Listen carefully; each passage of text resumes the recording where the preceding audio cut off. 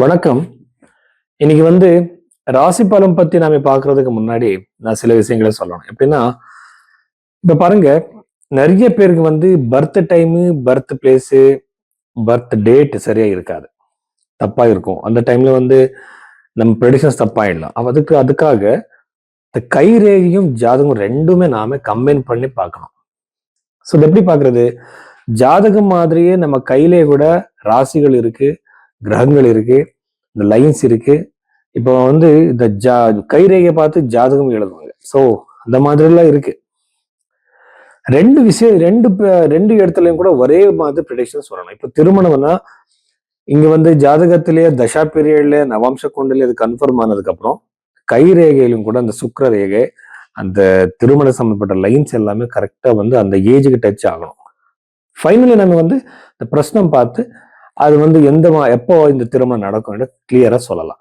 அதனால நீங்க இந்த கைரேகையும் ஜாதகம் ரெண்டுமே கம்பைன் பண்ணி பார்க்கறதுக்காக பைரவி ஹாஸ்டல்ல நீங்க கன்சல்டேஷன் புக் பண்ணலாம். இங்க ப்ரெடிக்ஷன் எப்பவுமே ரொம்ப கிளியரா இருக்கும். மேச ராசி, இந்த மேச ராசியில பிறந்தவருக்கு இந்த ஜூலை மாதத்துல இந்த 2026 ஜூலைல இந்த வாரத்துல என்னென்ன சுப அசுப பலன்கள் இருக்குன்னு நம்ம பார்க்கலாம்.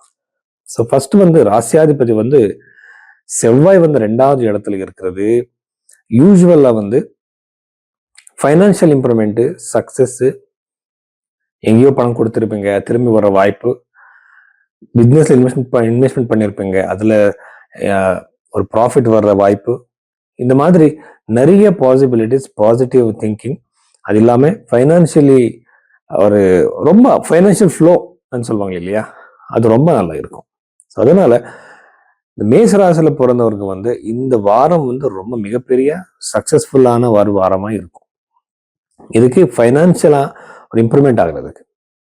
அஷ்டமாதிபதி 2வது வீட்டு இருக்கிறது அவர் அன்எக்ஸ்பெக்டடா பணம் உங்களுக்கு வர்ற வாய்ப்பு கூட அதிகமா இருக்கு. சதுர்த்த ஸ்தானத்தில் இருக்கிற சுப கிரகங்கள் இந்த குரு கிரகம் அங்க இருக்கும்போது யூஸ்வலா வீட்டுல ரொம்ப நல்ல ஒரு என்விரான்மெண்ட் இருக்கும், பிரச்சனைகள் இருக்காது. ஒரு மாதிரி இத்தனை நாள் அந்த மாதிரி ஒரு என்விரான்மெண்ட்டே இல்லை. இப்போ அது அமைஞ்சிருக்கு உங்களுக்கு. நல்லா பேசுறது, ஒரு ஹாப்பியான ஒரு என்விரான்மெண்ட்.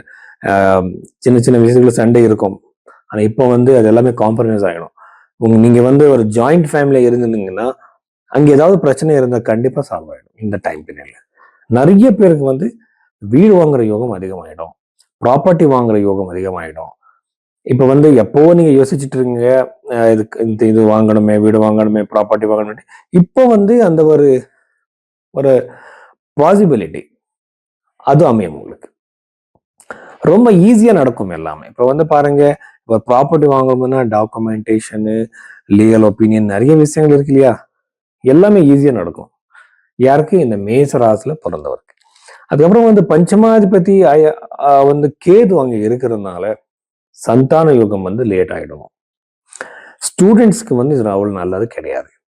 ரொம்ப டிஸ்டர்பன்ஸா இருக்கும், ஒரு கான்சென்ட்ரேஷன் இருக்காது.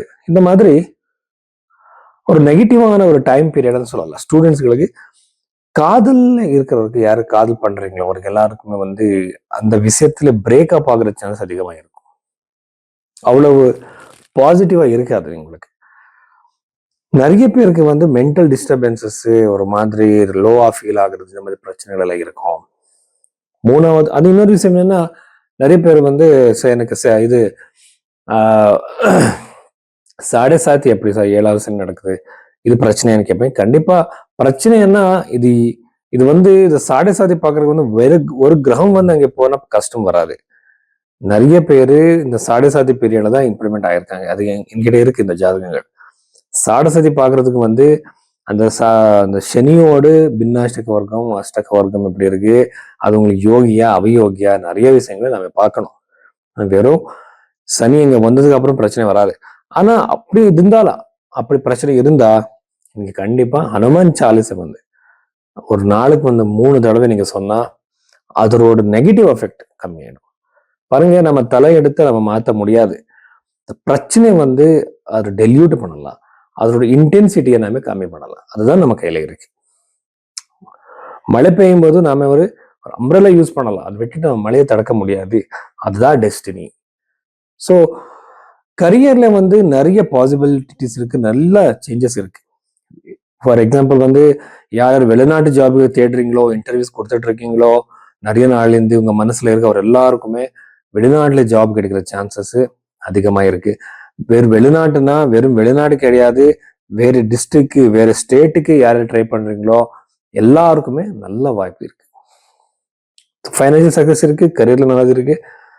இந்த ஃபுட் ரிலேட்டட் பிசினஸ் பண்றவருக்கு, இந்த கிளாத் பிசினஸ் பண்றவருக்கு ரொம்ப ரொம்ப பாசிட்டிவான சேஞ்சஸ் இருக்கு. இவ்வளவு விஷயங்கள் மேசராசிக்கு சம்பந்தப்பட்ட விஷயங்கள்.